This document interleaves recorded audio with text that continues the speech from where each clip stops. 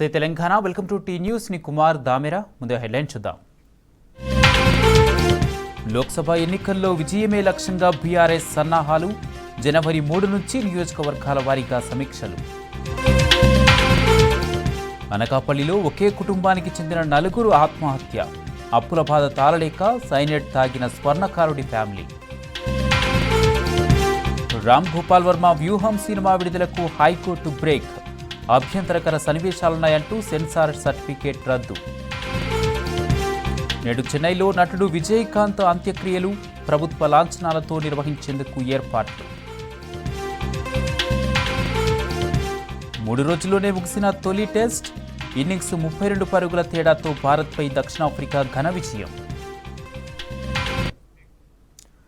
Detail చూస్తే ఏపీలోని అనకాపల్లిలో విషాదం చోటు చేసుకుంది. ఒకే కుటుంబానికి చెందిన 4 ఆత్మహత్యకు పాల్పడ్డారు. స్థానిక ఫైర్ స్టేషన్ వద్ద పారడైజ్ అపార్ట్మెంట్లో 2 కుమార్తెలతో సహా దంపతులు సైనైడ్ తాగి ఆత్మహత్య చేసుకున్నారు.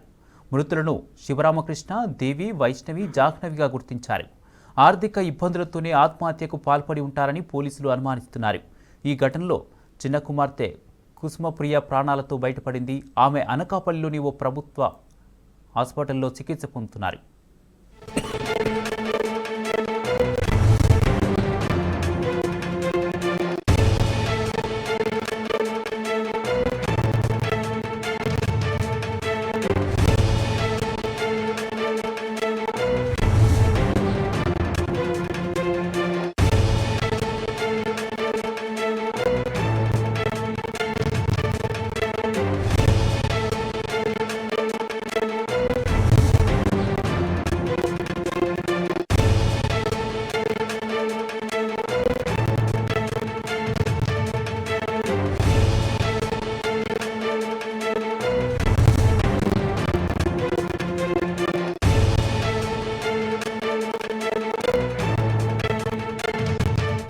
కేంద్ర ప్రభుత్వ రైతు వ్యతిరేక విధానాల్ని నిరసిస్తూ మరోసారి దేశవ్యాప్త ఆందోళనకు సిద్ధమయ్యారు రైతు సంఘాలు. వచ్చే ఏడాది జనవరి 26న ట్రాక్టర్ల పరేడ్ నిర్వహిస్తున్నట్టు ప్రకటించింది రైతు సంఘాల ఐక్య వేదిక సంయుక్త కిసాన్ మోర్చా. అన్ని రాష్ట్రాలు, కేంద్రపాలిత ప్రాంతాల్లోని 500 జిల్లాల్లోనే నిరసనలు తెలుపుతున్నట్టు పేర్కొంది. ఢిల్లీలో రిపబ్లిక్ డే వేడుకలు ముగిసిన వెంటనే ట్రాక్టర్ ర్యాలీ చేపడతామని తెలిపింది. ఒక ట్రాక్టర్ పరేడ్ను విజయవంతం చేయాలని దేశవ్యాప్తంగా రైతులను కోరింది ఎస్కేఎం. ఇక రైతుల డిమాండ్లు నెరవేరే వరకు తమ పోరాటం కొనసాగుతుందని స్పష్టం చేసింది.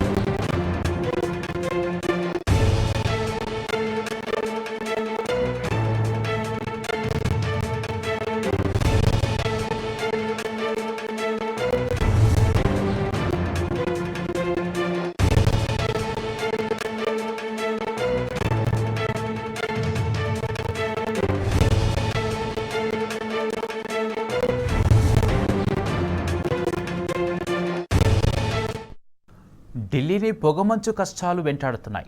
వరుసగా 5వ రోజు నగరాన్ని దట్టమైన పొగమంచు కమ్మేసింది. దీంతో పగలు కూడా రాత్రిలా కనిపిస్తుంది. రహదారులపై వాహనాలు కనిపించక ప్రయాణికులు తీవ్ర ఇబ్బందులు పడుతున్నారు. పొగమంచుతో విమాన రాకపోకలకు తీవ్ర అంతరాయం ఏర్పడుతుంది. దేశీయ, అంతర్జాతీయ విమాన సర్వీసులు ఆలస్యంగా నడుస్తున్నాయి. ఢిల్లీకి రావాల్సిన విమానాలను దారి మళ్లిస్తున్నారు. అయితే ఈ నెల 31 వరకు చలి తీవ్రత ఇలాగే ఉంటుందన్న ఐఎండీ రెడ్ అలర్ట్ జారీ చేసింది.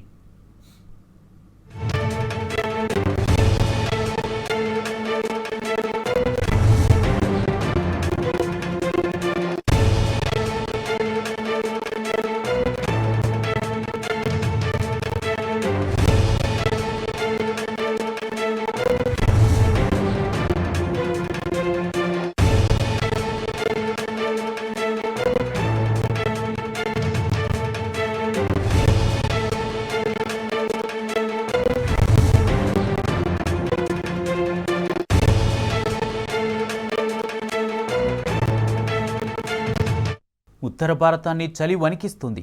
రానున్న రోజుల్లో పలు రాష్ట్రాలను దట్టమైన పొగమంచు కమ్మేస్తుందని హెచ్చరించింది ఐఎండీ. పంజాబ్, హర్యానా, యూపీ, రాజస్థాన్, మధ్యప్రదేశ్లో చలి తీవ్రత మరింత పెరగనున్నట్టు పేర్కొంది. అస్సాం, మేఘాలయ, నాగాలాండ్, మణిపూర్, మిజోరాం, త్రిపురలో కూడా ఇదే పరిస్థితి కొనసాగుతుందని వెల్లడించింది. ఆయా రాష్ట్రాల ప్రజలు అప్రమత్తంగా ఉండాలని సూచించింది.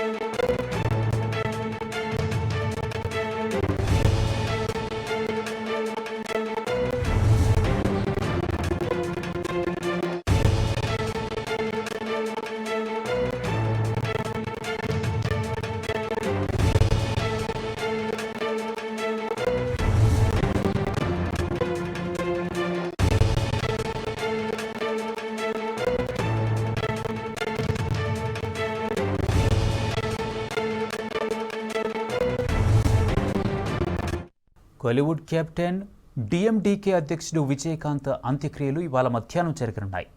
స్టాలిన్ సర్కార్ అధికారిక లాంఛనాలతో అంత్యక్రియలు నిర్వహించనుంది. ప్రజల సందర్శనార్థం ఆయన భౌతిక కాయాన్ని ఐలాండ్ గ్రౌండ్ అన్నాసాలైకి తరలించారు కుటుంబ సభ్యులు. కెప్టెన్ను కడసారి చూసేందుకు రాజకీయ, సినీ ప్రముఖులు, అభిమానులు భారీగా తరలివస్తున్నారు. విజయకాంత్ పార్థివ దేహానికి నివాళులర్పిస్తున్నారు. మధ్యాహ్నం 1 గంట తర్వాత భౌతిక కాయాన్ని కోయంబేడ్ కార్యాలయానికి తరలించనున్నారు.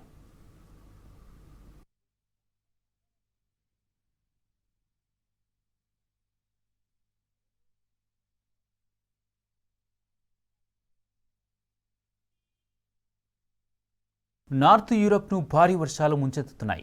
ఎడతెరిపి లేకుండా కురుస్తున్న కుండపోత వర్షాలతో బ్రిటన్, స్కాట్లాండ్, జర్మనీ, నెదర్లాండ్లు ఆగమాగమవుతున్నాయి. వరదలు పోటెత్తడంతో జర్మనీలోని ఎలుపు నది ప్రమాదకర స్థాయిని మించి ప్రవహిస్తుంది. దీంతో తొలిసారి ఆనకట్టు గేట్లు తెరిచారు అధికారులు. ముంపు ప్రాంతాల వాసులను సురక్షిత స్థావరాలకు తరలిస్తున్నారు. ఇటు నెదర్లాండ్స్లోనూ నదులు ఉప్పొంగుతున్నాయి.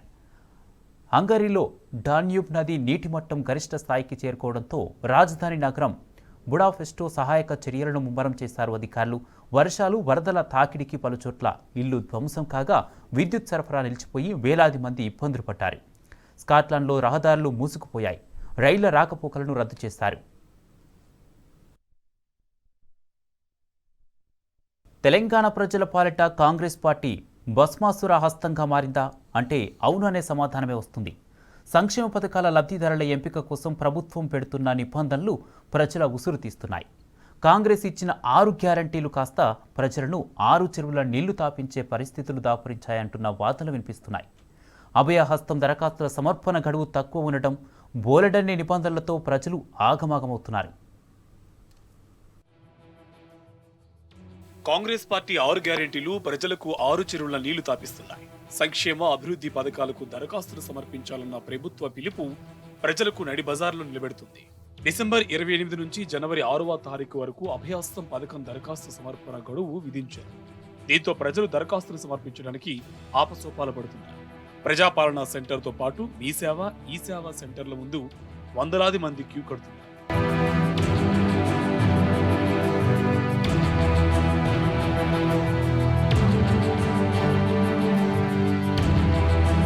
ప్రస్తుతం రాష్ట్రంలో ఎక్కడ చూసినా క్యూ లైన్లే దర్శనమిస్తున్నాయి. దరఖాస్తులు స్వీకరణ సమయం తక్కువ ఉండడంతో పల్లెల నుంచి పట్టణాల వరకు ప్రజల హడావుడి కనిపిస్తుంది. అభయహస్తంలో భాగంగా దరఖాస్తులు సమర్పించిన 6 గ్యారెంటీల్లో ఏ పథకం వస్తుందో రాదోనన్న ఆందోళన వ్యక్తం చేస్తున్నారు. ఎన్నికల సమయంలో బీఆర్ఎస్ నేతలు హెచ్చరించినట్టుగానే ఈ సేవా కేంద్రాల ముందు చెప్పుల లైన్లు కనిపిస్తున్నాయి.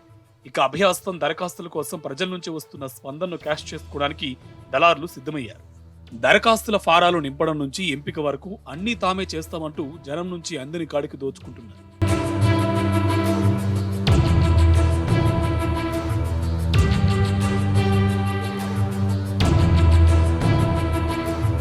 పథకాల అమలుపై ఎలాంటి ఆర్థిక అంచనాలు, కనీస అవగాహన లేకుండా ఓట్ల కోసం గ్యారంటీలు కుమ్మరించిన కాంగ్రెస్ పార్టీ గెలిచిన తర్వాత నిబంధనల పేరిట ప్రజలను అయోమయంలో పడేస్తుంది.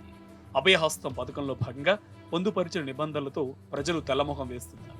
ప్రతి పథకానికి తెల్ల రేషన్ కార్డు లింక్ పెట్టడంపై ఆందోళన వ్యక్తం చేస్తున్నారు. ఎన్నికల ముందు తెల్ల రేషన్ కార్డులు ఇవ్వలేదని ఆరోపించిన కాంగ్రెస్ పార్టీ అధికారంలోకి వచ్చిన తర్వాత రేషన్ కార్డులు ఇవ్వకుండానే దాన్నే ప్రామాణికంగా అనడంపై మండిపడుతున్నారు. ముందుగా అందరికీ తెల్ల రేషన్ కార్డులు ఇవ్వాలని డిమాండ్ చేస్తున్నారు. ఉమ్మడి పెద్ద కుటుంబాల్లో ఒక్కటే రేషన్ కార్డు ఉంటే పరిస్థితి ఎలా అని మదన పడుతున్నారు. రేషన్ బియ్యం నుంచి రైతు బంధు వరకు అన్నింటికీ తెల్ల రేషన్ కార్డే ప్రామాణికమంటే ఎలా అంటూ ప్రశ్నిస్తున్నారు.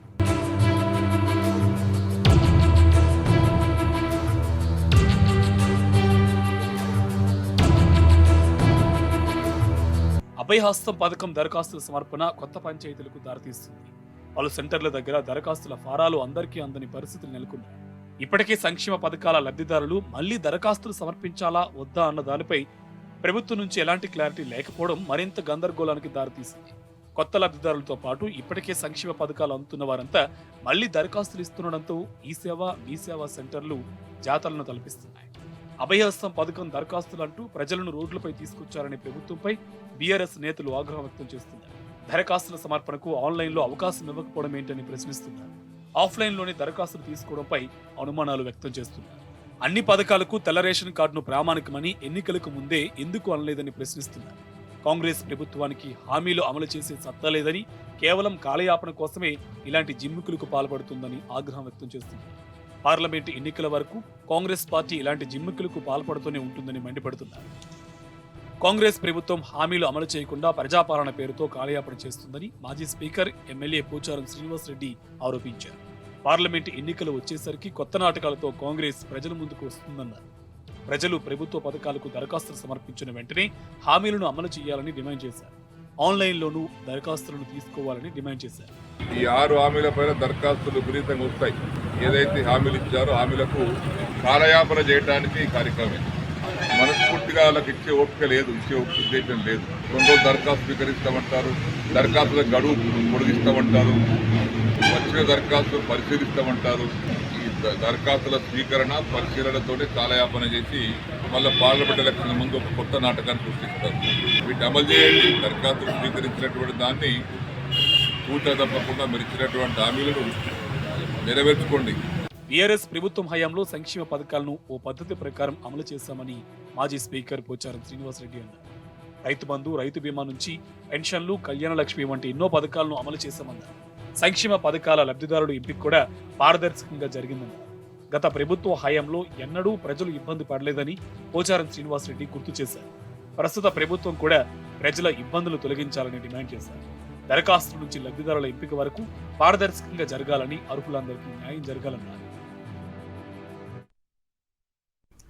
కాంగ్రెస్ గ్యారంటీ స్కీమ్ల అమలులో గందరగోళం నెలకొంది.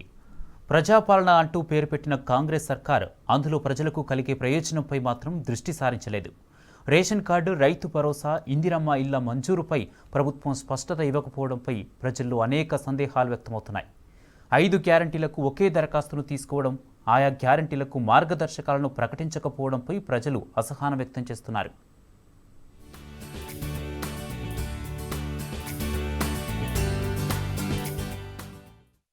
రేషన్ కార్డు ఉంటేనే రైతు భరోసా అందనున్నదా? పెట్టుబడి సాయానికి పరిమితి విధించే దిశగా కాంగ్రెస్ సర్కారు అడుగులు వేస్తున్నదా? గరిష్టంగా 7.5 ఎకరాలకే పెట్టుబడి సాయం అందజేయనున్నదా? రేషన్ కార్డు లేకపోతే పెట్టుబడి సాయం రాదా అంటే అవుననే అనుమానాలు కలుగుతున్నాయి. రైతు భరోసాకు రేషన్ కార్డుకు లింకు చేసే దిశగా చర్యలు చేపట్టడమే అందుకు కారణం. ప్రస్తుతం ప్రజాపాలన కార్యక్రమంలో దరఖాస్తులకు రేషన్ కార్డు ప్రతిని జమ చేయాలని ప్రభుత్వం స్పష్టం చేసింది. అంటే తెల్ల రేషన్ కార్డు ఉన్నవారు మాత్రమే గ్యారంటీలకు దరఖాస్తు చేసుకునే అవకాశం దాని ప్రకారమే ఉన్నది. దరఖాస్తులో ration card number, Rythu Bharosa కాలం ఉన్నాయి. దీన్ని బట్టే పెట్టుబడి సాయానికి రేషన్ కార్డుకు లింకు చేస్తారన్న అనుమానాలు మరింత బలపడుతున్నాయి. సాధారణంగా ప్రతిసారి సీజన్కు ముందు కొత్త రైతులు ఎవరైనా ఉంటే వారి నుంచి ఆయా ఏఈఓలు దరఖాస్తులు స్వీకరించి వారి పేర్లను రైతు బంధు జాబితాలో చేర్చుతారు. కానీ కాంగ్రెస్ ప్రభుత్వం రైతు భరోసాకు కొత్త రైతుల ఎంపికను ప్రత్యేకంగా రేషన్ కార్డుతో సంబంధం ఉన్నటువంటి గ్యారంటీల దరఖాస్తులో చేర్చింది. ఇది ఏ మేరకు సక్సెస్ అవుతుందో పరిశీలించాక ఓ నిర్ణయం తీసుకునే అవకాశం ఉన్నదని తెలిసింది.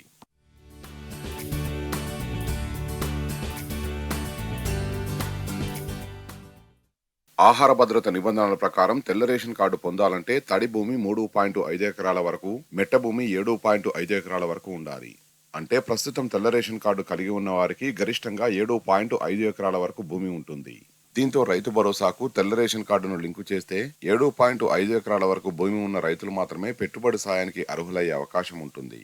ప్రభుత్వం కూడా రేషన్ కార్డు నిబంధనలకు కాస్త అటు ఇటుగా భూపరిమితిని పెట్టాలని భావిస్తున్నట్టు తెలిసింది. ప్రస్తుతం రైతు బంధులో సుమారు 70 లక్షల మంది రైతులు ఉండగా 1.52 కోట్ల ఎకరాల భూమి ఉన్నది. ఇందులో 8 నుంచి 54 ఎకరాల వరకు సుమారు 3 లక్షల మంది రైతులు ఉన్నారు. వీరి వద్ద 26 లక్షల ఎకరాల భూమి ఉన్నది. వీరికి సుమారు 13 కోట్ల రూపాయల వరకు రైతు బంధు అందుతున్నది. అయితే 8 ఎకరాల్లోపు రైతుల్లోనూ రేషన్ కార్డు లేని రైతులు చాలా మంది ఉన్నారు. ఇప్పుడు వారు రేషన్ కార్డు లేకపోతే రైతు భరోసా ఇవ్వరా అని ఆందోళన చెందుతున్నారు.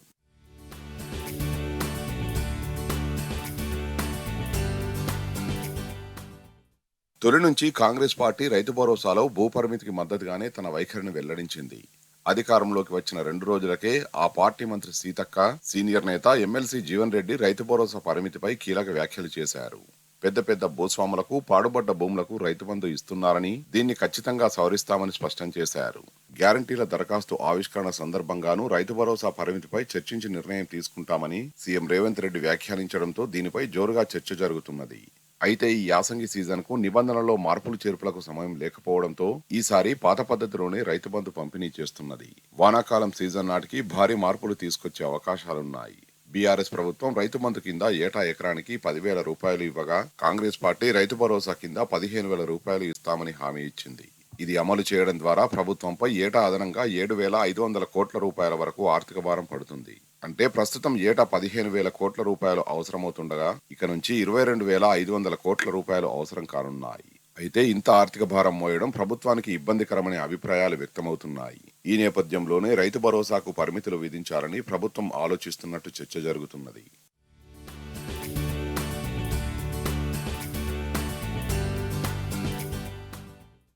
ప్రభుత్వం ప్రకటించిన ఇందిరమ్మ ఇండ్ల పథకంపై ప్రజలు కోటి ఆశలు పెట్టుకున్నారు. దరఖాస్తు చేసుకునేందుకు లక్షల మంది ప్రజలు సిద్ధంగా ఉన్నారు. గత బీఆర్ఎస్ ప్రభుత్వం ప్రకటించిన గృహలక్ష్మి పథకానికే దాదాపు 15.5 లక్షలకు పైగా దరఖాస్తులు వచ్చాయి.